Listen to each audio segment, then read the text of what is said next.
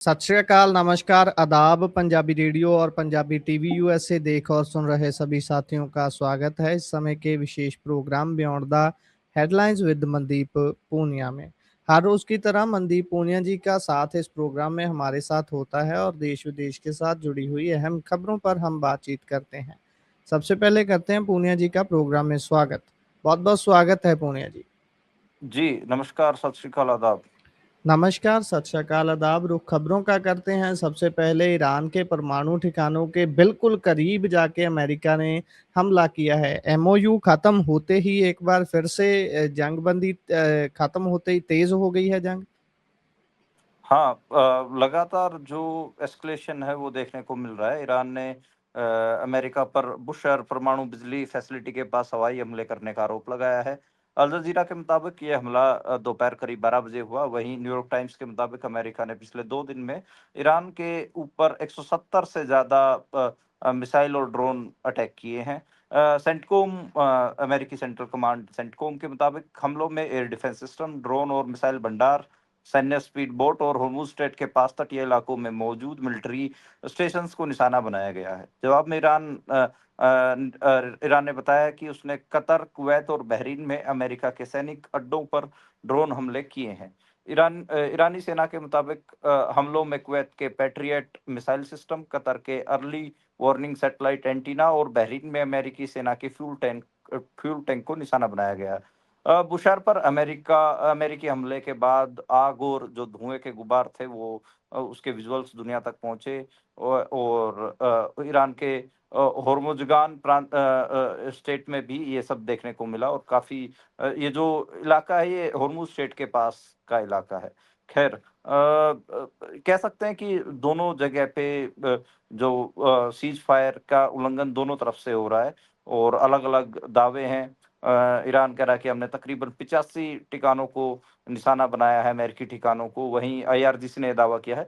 वहीं New York times और अल जजीरा के मार्फत अमेरिका की तरफ से 170 ठिकानों के ऊपर हमले करने की बात बात आ रही है। तो खैर, ईरान कह रहा है कि अमेरिका के साथ आगे बातचीत नहीं होगी। और वहीं बात करें तो हम लोग जो हमले हो रहे हैं उसमें भारतीय झंडे वाला एक जहाज था, वो भी हॉर्मुज को पार करना चाह रहा था। उसमें बताया जा रहा है कि कुवैत से 20 लाख बैरल कच्चा तेल ब्रेंट क्रूड लेकर वो आ रहा था और इस टैंकर का नाम है लीला वादिनार। लेकिन जैसे ही ये मामला घटा तो ओमान के तट से वो वापस लौट गया है। वो भारत की तरफ नहीं आएगा।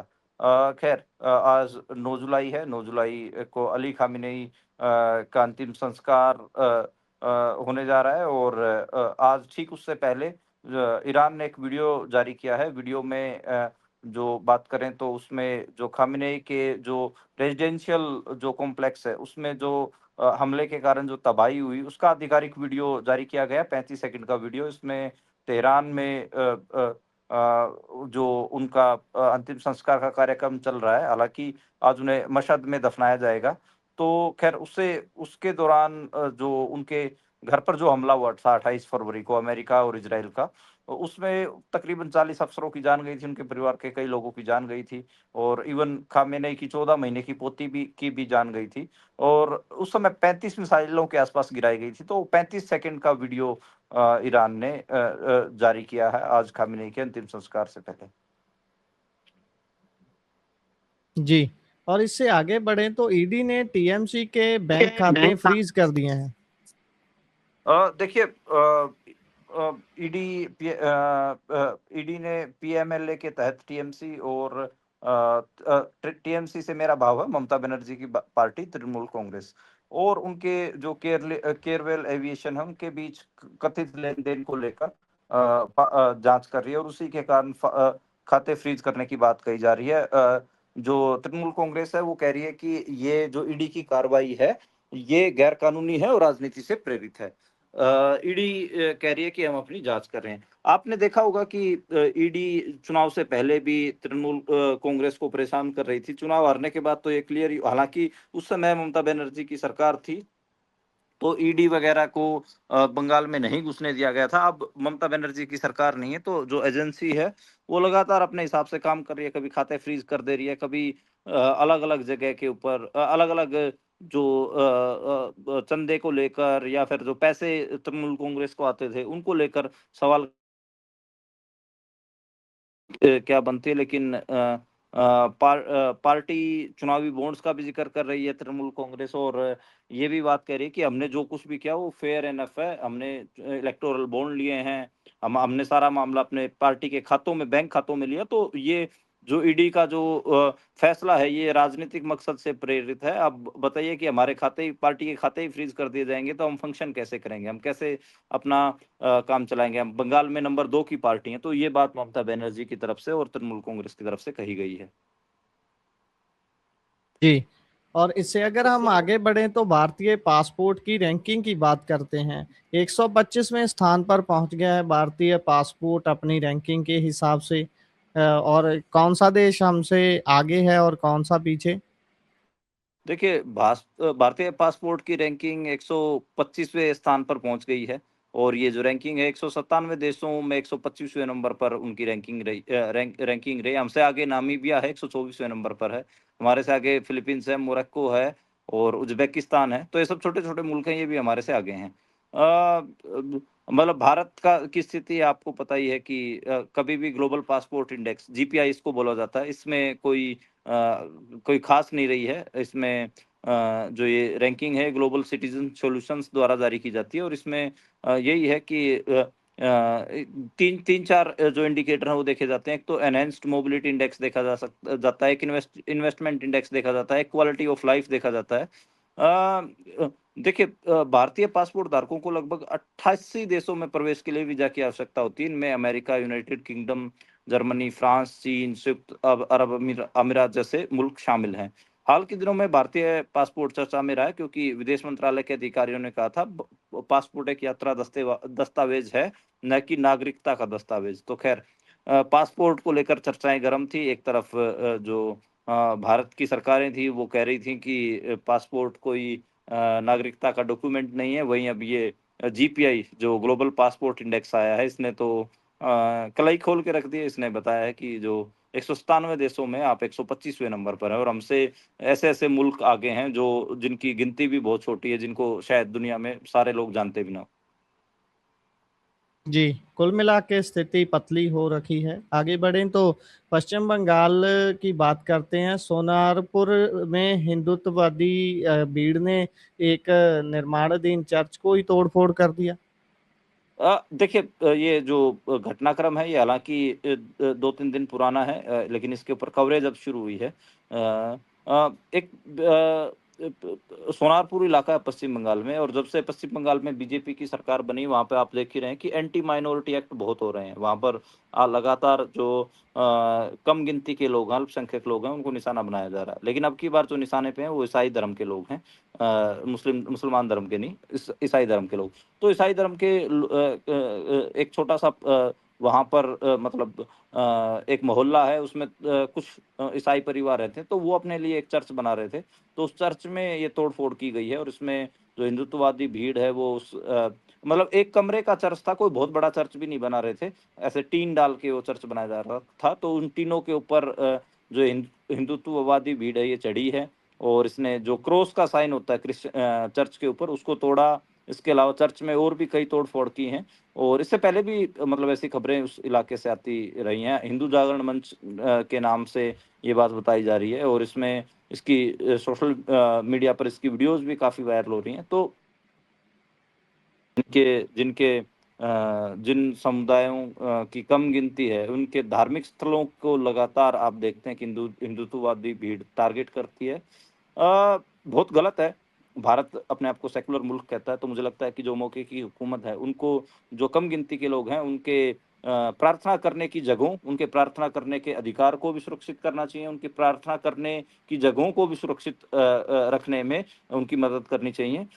लेकिन हो उल्टा रहा है, उनके प्रार्थना को भी डिस्टर्ब किया जा रहा है। हम बहुत सारी जगह पे देखते हैं कि कैसे जब कोई नमाज़ हो रही होती है, या फिर कोई दूसरे धर्म के लोग, जैसे ईसाई कई बार अपनी प्रेयर कर रहे होते हैं, तो उसमें वहाँ पर जाकर भी खलल डाला जाता है, यानी कि प्रेयर में भी खलल डाला जा रहा है। और जो प्रेयर करने की जगह हैं, जो प्रार्थना स्थल हैं, चाहे चर्च हों, चाहे मस्जिद हों, वहाँ पर भी जाकर जो इस किस्म के हंगामे हो रही हैं, तोड़ने की कोशिश जो ईसाई धर्म के या फिर मुस्लिम धर्म के जो प्रतीक होते हैं, उनको तोड़ने की कोशिश होती है, उनका अपमान करने की कोशिश होती है। हम कई कई बार देखते हैं कि मस्जिद की मीनारों के ऊपर मीनारों को कई बार तोड़ दिया जाता है, कई बार मीनारों के ऊपर भगवा झंडा लहरा दिया जाता है। यहाँ पर भी आप देखिए कि जो चर्च का जो क्रॉस साइन होता है, उसको जी, इन्होंने इन्होंने तोड़ दिया है। तो ख़ैर बड़े दुःख की खबर है। और जो भीड़ ऐसी जो भीड़ जिनकी संख्या ज़्यादा है और जो अपने धर्म को ये देखिए कॉम्पिटिटिव कम्युनिज़्म से भी थोड़ा खतरनाक है। कॉम्पिटिटिव कम्युनिज़्म में कम से कम ये कहा जाता है कि बराबर की गिनती होती है, ठीक है? 50-50 तक होता है। यहाँ पर तो आप अब मेजॉरिटी में होंगे, ये मेजोरिटेरिज़्म है। मतलब आप आपकी गिनती 80 है, बाकी किसी की गिनती 2 है, किसी की 3% है, किसी की 10% है, किसी की 15% है। उनके आप जी। धार्मिक स्थलों पे जा के आप गुंडागर्दी कर रहे हैं। उनके धार्मिक स्थलों की बेइज्जती कर रहे हैं, उनकी तोड़-फोड़ कर रहे हैं। बिल्कुल मेरे को लगता है कि बहुत खतरनाक है किसी भी सेक्युलर डेमोक्रेसी के लिए। बिल्कुल, खतरनाक तो है। ख़ैर इससे आगे अगर बढ़ें तो कॉकरोच जनता पार्टी के फाउंडर दीपके ने पुलिस वालों के पैर पकड़ लिए, ये कैसा मामला है? देखिए जंतर-मंतर पर आप लगातार देख रहे हैं, हालाँकि उत्तर भारत में मानसून पहुँच गया तो बारिश हो रही है। जंतर-मंतर पर आपको पता है सोनम वांगचुक की भूख हड़ताल चल रही है और वहाँ पर अभी भी जो कांग्रेस जनता पार्टी के लोग हैं वो बैठे हैं। हालाँकि भीड़ उतनी नहीं है, फिर भी वहाँ पर आंदोलन चल रहा है। अब देखिए जो मेन स्टेज है उसके ऊपर तो टेंट लगा हुआ है जहाँ पर सोनम वांगचुक भूख हड़ताल कर रहे हैं। लेकिन जो सामने जो मैदान है, पंडाल आप जिसको कहते हैं, जिसमें आम लोग बैठे हुए हैं, वहाँ पर टेंट नहीं लगा हुआ है, इसलिए बारिश में लगातार वो लोग भीग रहे हैं। लगातार जो ये कोकरोच जनता पार्टी के लोग हैं ये मांग कर रहे हैं कि हमें टेंट लगाने दिया जाए, लेकिन दिल्ली पुलिस कह रही है कि आपको तो परमिशन ही नहीं है तो हम आपको टेंट लगाने क्यों दें। तो दिल्ली पुलिस वहाँ पर टेंट लगाने की परमिशन नहीं दे रही है। तो उसी को लेकर जो अभिजीत दिपके हैं वो पुलिस वालों के पास गए और वो पुलिस वालों के पैर में पड़ गए और बोले कि मैं आपके पैर पड़ता हूँ, आप हमें टेंट लगाने दें। उसके विजुअल काफी सोशल मीडिया पे वायरल हो रहे हैं। तो खैर ये जो इस प्रदर्शन की तस्वीरें आप तक पहुँच रही होंगी कि बारिश में भी बहुत आंदोलन चल रहा है। रेनकोट पहन के जो कोकरोच जनता पार्टी के जो नौजवान हैं वो घूम रहे हैं। एक तस्वीर आपने देखी होगी सोनम वांगचुक की, हालाँकि वो 12 दिन उनकी भूख हड़ताल को हो गए हैं। उ उन उन्होंने भी जो प्लास्टिक की पॉलीथीन होती है वो ओढ़ रखी है बारिश से बचने के लिए। तो ख़ैर स्थिति बहुत ख़राब है, बहुत नाज़ुक है। अब हालाँकि आपको बता दें कि कल कॉल भी दिया गया है कि 19 या 20 जुलाई के आसपास ये दिल्ली चलो का नारा दिया गया है, शायद पार्लियामेंट का घेराव करें। तो ख़ैर ये पता चलेगा कि स्थिति आगे क्या रहती है। अभी स्थिति ये है कि जो आंदोलन है वो जारी है और जो समर्थन जितना मिलना चाहिए था उतना समर्थन तो नहीं मिल पा रहा है, लेकिन हाँ, ये है कि आंदोलन ये लोग कर रहे हैं लगातार। जी। और इससे अगर हम आगे बढ़ें तो उधर कांग्रेस हाईकमान ने चन्नी को क्या कहा है कि वो थोड़ा-थोड़ा अभी लग रहे हैं कि लाइन पे आ रहे हैं? हाँ, देखिए लाइन पे तो क्या कहेंगे, देखिए वैसे तो पंजाब को कभी भी जो कोई भी हाईकमान हो, जो राष्ट्रीय पार्टियाँ, नेशनल पार्टियाँ कभी नहीं समझ पाती हैं। तो ख़ैर स्थिति तो आपको पता ही है कि लगातार जो भूपेश बघेल हैं, जो प्रभारी जो इंचार्ज बन के आए हुए हैं, हाईकमान बन के जी, आए हुए हैं कांग्रेस में पंजाब में, तो वो लगातार आपको पता ही है वो एक गुट की तरफ झुके हुए हैं और राजा वड़िंग का फ़ेवर कर रहे हैं। राजा वड़िंग को दोबारा बनाया गया है प्रधान। इससे आहत है जो चन्नी कैंप है और चन्नी कैंप के में नेता बहुत सारे हैं, आपको राणा गुरजीत से लेकर सुखजिंदर रंधावा, प्रगट सिंह, बहुत सारे लोग हैं। तो ये सब लोग हैं, इन्होंने बायकॉट भी किया हाईकमान का, यानी कि भूपेश बघेल से मिलने से मना कर दिया था। उसके बाद देखिए स्थिति क्या होती है कि जो आपको मैं बताऊँ अमेठी से जो अभी सांसद हैं जो गांधी परिवार के पीए रहे हैं, शर्मा जी, किशोरी लाल शर्मा।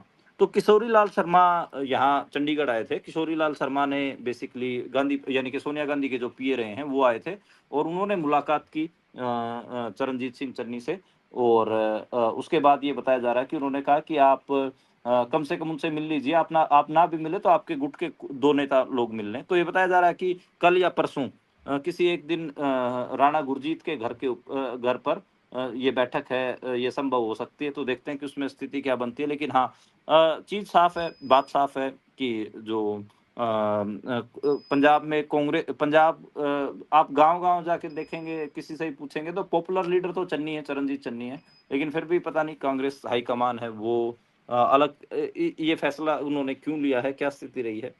खैर राहुल गांधी आपको पता है विदेश में हैं और वो 12 जुलाई को लौटेंगे, तो सारी स्थिति तो साफ राहुल गांधी के लौटने के बाद ही होगी।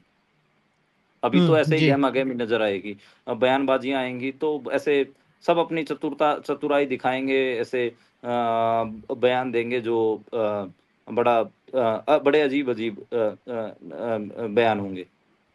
बिल्कुल। और इससे आगे बढ़ें तो हमारे दर्शकों, श्रोताओं को बताते जाएँ कि आज आपके हमारे हरमन प्यारे मनदीप पूनिया जी का जन्मदिन है। हमारी तरफ से भी आपको बहुत-बहुत शुभकामनाएँ हैं आपके जन्मदिन के लिए। आप ऐसे ही खिलते रहें और हमारे साथ ऐसे ही योगदान देते रहें, दर्शकों के लिए योगदान देते रहें, उनके तक जानकारियाँ पहुँचाने के लिए। हमारी तरफ से आपको बहुत-बहुत शुभकामनाएँ हैं। जी शुक्रिया शुक्रिया गुरप्रीत। और मैं अपने जन्मदिन के ऊपर एक उपन्यास है मेरा दागिस्तान रसूल जी, हमताजो का बिल्कुल। जी, जी। ज़रूर के सुनाइए। सुनाना चाहता हूँ। हाँ, जी, बिल्कुल। हाँ।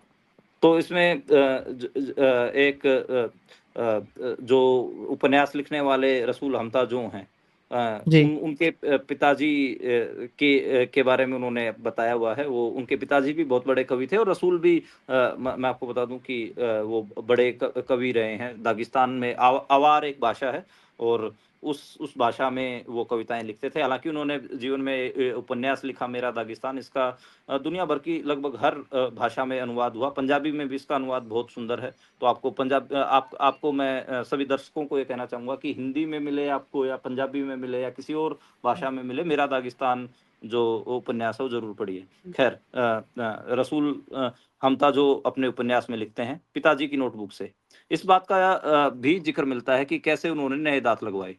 दाँतों के डॉक्टर ने उनसे पूछा कि वे कौन से दाँत लगवाना चाहते हैं, सोने, चाँदी या इस्पात के दाँत लगवाना पसंद करेंगे। जी, हमज़ात को कोई जवाब नहीं सूझा और उन्होंने वहाँ उपस्थित दोस्तों की सलाह और मदद के लिए देखा। सोने के लगवा लो, एक दोस्त ने कहा, सोना बहुत अच्छी धातु है। दूसरे दोस्त ने कहा इस्पात के लगवा लो, इस्पात ज़्यादा मजबूत होता है और ऐसे दाँत कभी नहीं टूटेंगे। मगर इसका नतीजा क्या होगा? हमज़ात ने आपत्ति की, अगर मैं सोने या इस्पात के दाँत लगवाकर गाँव लौटूँगा तो लोग मुझे ऐसे देखेंगे मानो मेरे मुँह में बत्तियाँ जल रही हों। लोग मुझे नहीं, मेरे दाँतों पर नज़र टिकाए रहेंगे। दाँत मेरे चेहरे पर हावी हो जाएँगे। क्या हड्डी के ऐसे भी दाँत लगाना संभव नहीं ताकि किसी को यह पता ना लगे कि मैंने नए दाँत लगवाए हैं? मैं ऐसे दाँत लगवाने को तैयार हूँ जिनसे यह पता ना चले कि वे नए हैं। दाँतों के डॉक्टर ने ऐसा ही किया और दाँत लगा दिए जो उनके पहले कुदरती दाँतों जैसे थे। इसके बाद जब कभी उन्हें किसी कवि की कविता में पराई या कहीं से ली गई पंक्तियों की झलक मिलती तो वे कहते, इसकी कविता में मुझे नकली दाँत चमकते हुए दिखाई दे रहे हैं। यानी कि इस जो ये संस्मरण जो अपना मेमोयर अपने पिता हमज़ात तसादादासा का जो सुनाया, वो इसलिए उन्होंने सुनाया कि बहुत बार हम बहुत अलग-अलग मामलों में, चाहे क्राफ्ट के मामले में हो, आर्ट के मामले में हो, लिटरेचर के मामले हो, पत्रकारिता के मामले में हो, खेल के मामले में हो, हम दूसरों की नकल करने की कोशिश करते हैं और उसका नुकसान ये होता है कि लोग जो समझदार लोग होते हैं वो पकड़ जाते हैं कि हाँ, इसने नकली दाँत लगवाए हुए हैं, यानी कि ये कहीं से नकल कर रहा है। तो ख़ैर ये बड़ी गहरी बात उन्होंने इसमें लिखी थी। अ दूसरी बात अगर मैं दूसरा उनका मेमोयर अपने पिताजी के बारे में बताऊँ, तो एक बार पिताजी के साथ हमें एक बीमार रिश्तेदार की तामीरदारी के लिए मखचकला से गाँव जाना था। उस समय जी, अब्दुल रहमान दागिस्तानी सरकार के प्रधान थे। यह मालूम होने पर कि हम पहाड़ जा रहे हैं, उन्होंने हमारे लिए काली सरकारी कार भेज दी, शायद यह जिम थी। जब हमारी कार शहरी सड़कों को मापती रही, पिताजी बड़े रंग में रहे, मगर जैसे ही शहर के बाहर की सड़कों पर हमारी कार गधों, टट्टुओं और घोड़ों पर सवार या पैदल पहाड़ी लोगों को पीछे छोड़ने लगी, पिताजी नर्म और आरामदेह सीट पर बेचैनी से इधर-उधर हिलने-डुलने लगे। उस वक़्त अपनी जवानी के रंग में मैं तो जहाँ खिड़की से अपना सिर बाहर निकालने की कोशिश करता था, ताकि सभी यह देख सके कि हम कार में जा रहे हैं। वहाँ पिताजी अधिक से अधिक पीछे हटते थे और छिप से जाते। बारिश हो रही थी। होतसातल गांव की नदी के करीब पहुंचने पर हमने देखा कि एक बैलगाड़ी के एन बीच में नदी के एन बीच में फंस गई है और उस पर एक बूढ़ा सवार है। पिताजी ने फौरन कार रुकवाई, नदी में घुस गए और बूढ़े की मदद करने लगे। बूढ़े के साथ मिलकर उन्होंने बैलों को हाका और पहियों को आगे धकेला। बैलगाड़ी जल्दी जी, ही समतल रास्ते पर आ गई। हमारी कार आगे बढ़ी। कुछ किलोमीटरों के फासले पर एक और नदियां रास्ते में आई। पिताजी ने फिर से कार रोकने को कहा और बैलगाड़ी वाले बूढ़े का इंतजार करने लग गए। बूढ़े की गाड़ी जी, जरूर यहाँ अटक जाएगी। मुझे मालूम है कि बैलों को कैसे इस नदी के पार ले जाया जा सकता है। मैं बूढ़े का इंतजार और उसकी मदद करूंगा। वास्तव में ऐसा ही हुआ। हमने इंतजार किया और चूं चर करती हुई बैलगाड़ी जब दूसरे नदी के पास पहुंची तो पिताजी बड़ी होशियारी से बैलों को नदी के पार ले गए। ब्यूनास्कस से जब मैं तरह तरह का सामान लेकर पहाड़ों को जाता था तो कई बार इस तरह की मुसीबत में फंस जाया करता था। कार के पास आकर और अपने कपड़ों के छोर से हाथ छोंपते हुए पिताजी ने हमसे कहा। दूर जाती हुई बैलगाड़ी को देखकर वे ऐसे दुखी मन से मुस्कुरा दिए मानो उसके साथ ही उसका सारा अतीत, उनका सारा जीवन जा रहा हो। खुंजे के पठार पर चढ़ते हुए हमारी कार एक ट्रक से छू गई। एक पहिया टूट गया। पिताजी को तो जैसे इस बात से खुशी हुई और वे पैदल ही गांव की तरफ चल दिए। हमने उन्हें बहुत मनाया कि दूसरा पहिया लग जाने तक रुक जाइए, मगर वे राजी नहीं हुए। मुझे तो शादी में शामिल होने के लिए भी ऐसी कार में जाते हुए शर्म आती है और बीमार दोस्त की तामीरदारी के लिए तो ऐसे ठाठ से जाने की कोई जरूरत ही नहीं। मैं बहुत खुश हूँ कि कार खराब हो गई, मैं पैदल ही जाता हूँ।